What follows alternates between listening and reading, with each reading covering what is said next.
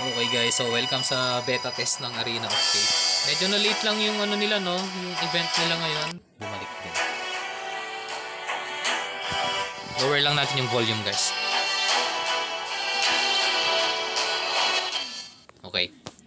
So dahil na late yung ano, yung beta test kanina, yung launch ng download. Ang dami nagka-problema ang daming nagrereklamo, malag daw. Guys, pag isi-set up nyo, sa una kasi pag in-install nyo yan, tatanungin kayo ng game kung anong mas preferred ninyo na resolution. Mayroong high, medium, tapos low.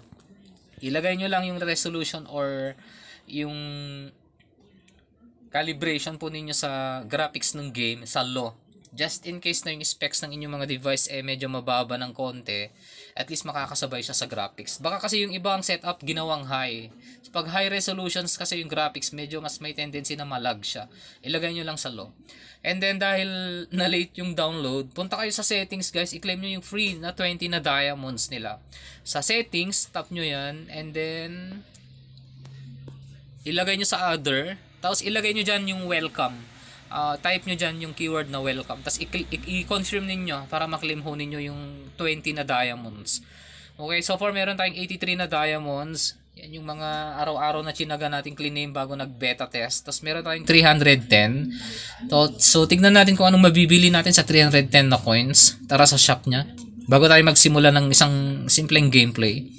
Okay, merong normal mystery box, 40 ang kailangan. Sa rare mystery box is 60. Super rare mystery box 120. Sige, bilhin natin guys. Okay, buy natin 120.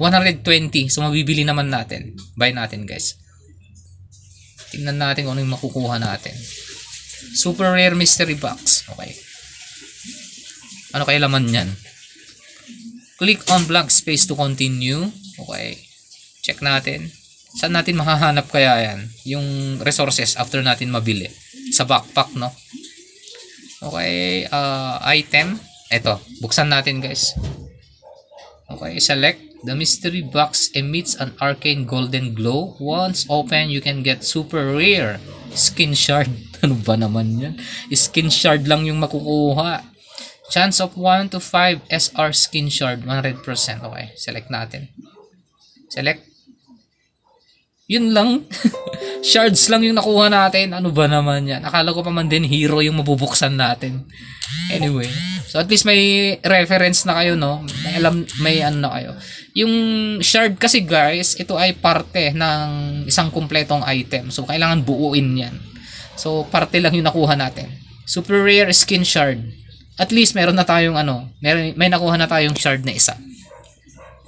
Okay, now you begin to gather skin shards. You can mint a skin when it's sufficient. Ilan kayang kailangan natin dyan? Baka 4 kaya? Or tingnan natin kung ilan ang kailangan dyan. Sa skin, check natin yung skin natin. Wala pa. Avatar, meron naman na tayong nakuha nyan. Nag-mint tayo before ng beta. Bale, yung ginastos natin dito, hindi ako magkamali, sa $45 yata. Nung nag-mint tayo ng avatar natin. Hero, back natin. Skip na lang natin. Si Merlin. Check na natin kung anong kapangyarihan ni Merlin. Dapat pala ni-review na natin to noon, no? Nung meron namang mga upload sa channel natin kung ano yung mga kapangyarihan ng mga heroes. Okay, check natin to. Merlin unleash a shockwave forward dealing 104 magic. Okay. Shockwave. Mukhang ano naman. Mukhang long range yung kapangyarihan niya. Sino po ba ito?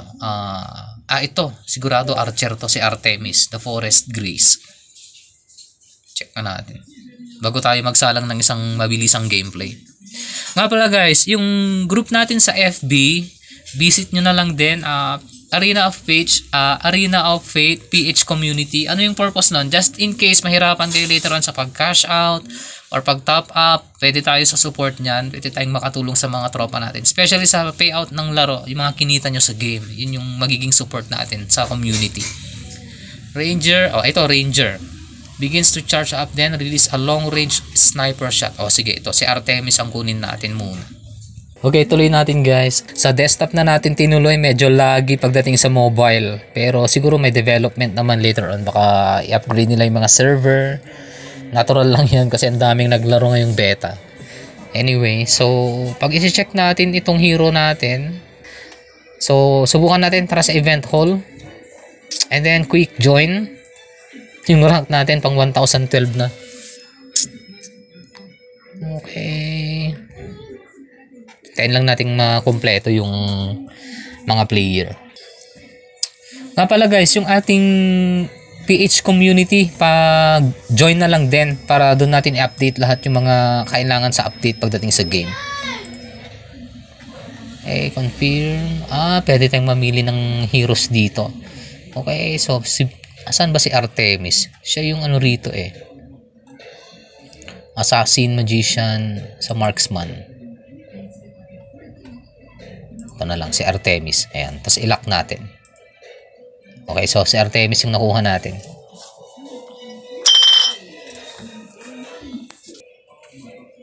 Medyo mabagal talaga sa sa mobile. Pero try natin dito sa desktop. Sa desktop sigurado hindi tayo magkakaproblema kasi madalang yung gagamit sa desktop. Ang tagal mag-load. Eto na, let's get it on. Guys, hindi ako expert sa MOBA. Bale, ang forte kasi natin dito sa community is sa support. Sa mga mahihirapan later on sa payout, sa mga kinita nila sa game, yun po yung magiging purpose ng DMC Trends. Sa laro, pwede siguro paminsan-minsan maglalaro tayo. Pero tututok tayo sa pagbuo ng mga team, sa mga tournaments, and the rest sa liquidation nyo sa mga kinita nyo dito sa game.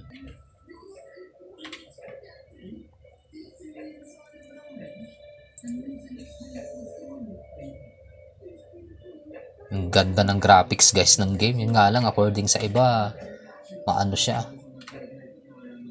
mabagal. Asan na yung mga kasama ko? Uy, bakit nandyan kayo? Yan. Okay, kadalasan kapag mga baguhan, ang kailangan yung kunin ng mga heroes, yung mga marksman, or yung mga archer.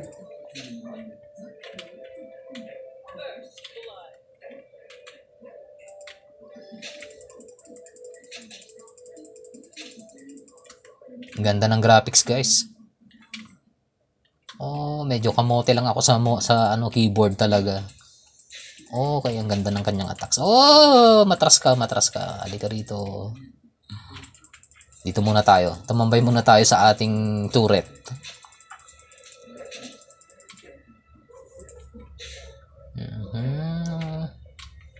Ito yung kanyang ulti. Ultihan na natin. Ay, nako, malis ka dyan.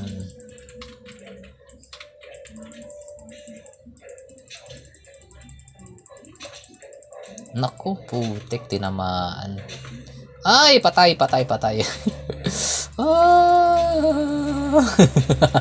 Mag-heal tayo.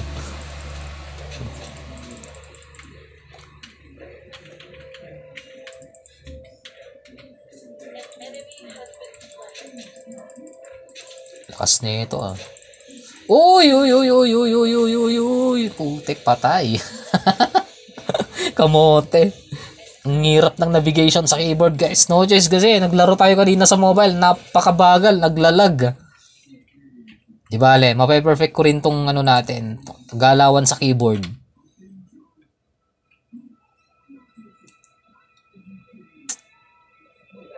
Tatlo ka agad yung Parang lang din, no? Parang Starfall Arena din na bibilhin mo yung mga kakailangan. Parang Mobile Legends lang din. Yun nga lang, siyempre maraming mga players dito later on na magta-transfer dito dahil siyempre merong monetization. Play to earn na rin kasi at the same time.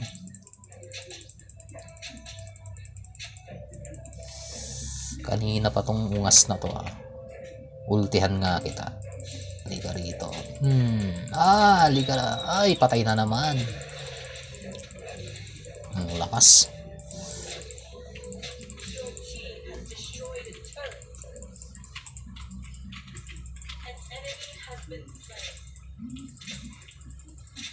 Halika rito. Mahina si Artemis. Mahina. Tatanga-tanga lang yung player, no? Halika rito. Ay, ang hina ng attacks niya kasi. Hindi makaporma.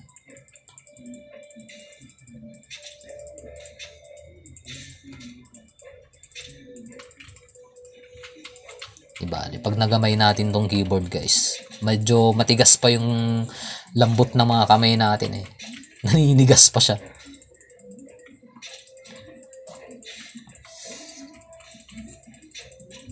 Uy, ang lakas nun ah.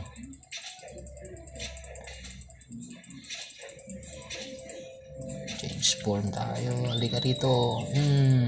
Control. Patay ka ngayon. Halika. Ang lakas din yan, Perez. Nakapatay din kahit papano. Okay, mag-heal tayo. Ano ba yun nun? Eclipse. May shield. Maganda rin si Artemis. May shield siya guys. Or default na mga ano. Artemis.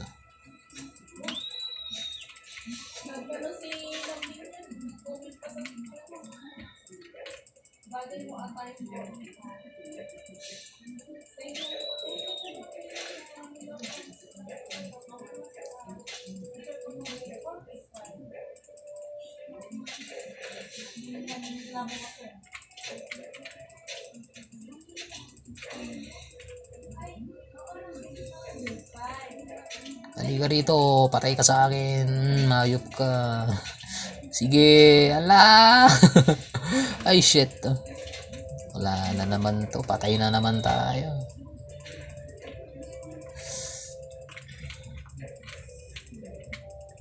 Ang galing din ng mga minions, no?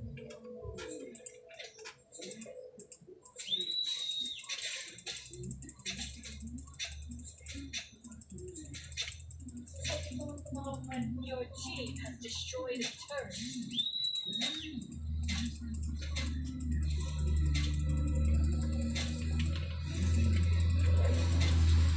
Nasaan ba yung mga kasama ko? Isa ko rito dito sa ano, bottom. Medyo malakas din si Artemis guys pagka ano, nasa middle ano na.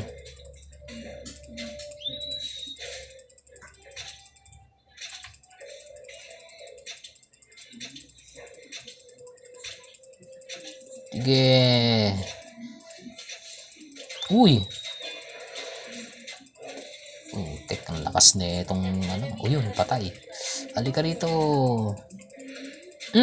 Patay.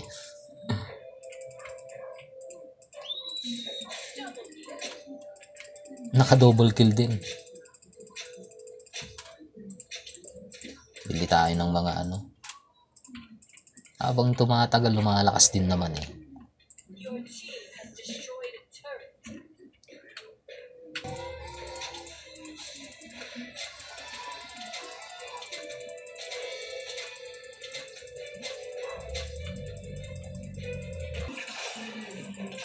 Patay. Okay. Nako. Umalis ka dyan.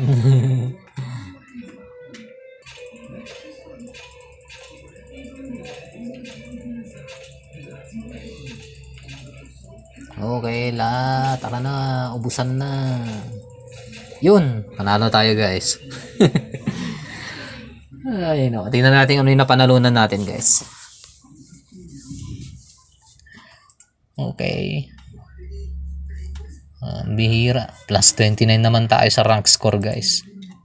Congratulations on winning 2 matches. Thank you for playing AOF. We would greatly appreciate if you could provide valuable feedback as a token of our gratitude. We will be sending you 10 diamonds via email. Thank you for your support. Okay.